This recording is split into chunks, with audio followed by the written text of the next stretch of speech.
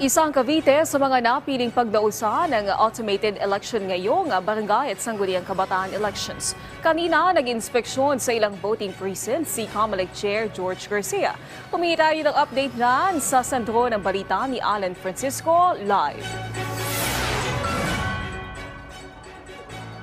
Naomi, maayos so far ang takbo ng botohan dito sa probinsya ng Cavite para yan sa barangay at sangguniang kabataan elections. Ganyan ang naging pagkasalarawan ng COMELEC o Commission on Elections. On time, nakapagsimula ang botohan sa maraming lugar dito sa probinsya. Kanina, bumisita rito sa Cavite si COMELEC Chairman George Garcia. Una, para bumoto sa Indang Cavite kung saan siya nakarehistro. Pangalawa, para mag-inspection din.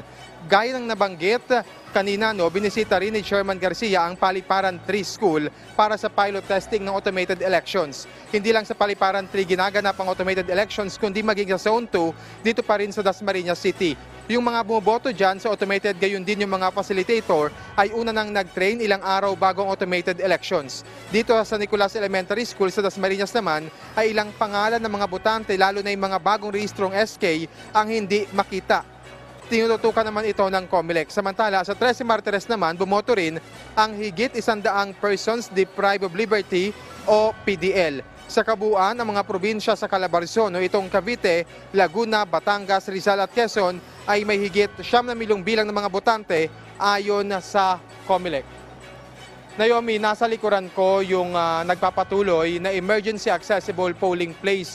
Dito bumoboto yung mga kababayan nating mga PWD, mga senior citizen at yung mga heavily pregnant. Pero sabi ng COMELEC kanina, hanggang 1 PM lang ito. Yung ibang mga pumupunta pa rin hanggang sa mga sandaling ito ay pinagbibigyan na lamang. Sila kasi, Naomi, yung mga nahihirapan na umakyat sa ilang palapag para bumoto. So para mas maging comfortable, para mas sumimple, ay dito na inilalagay yan sa ibabang bahagi para mas maging maayos nga yung kanilang pagboto.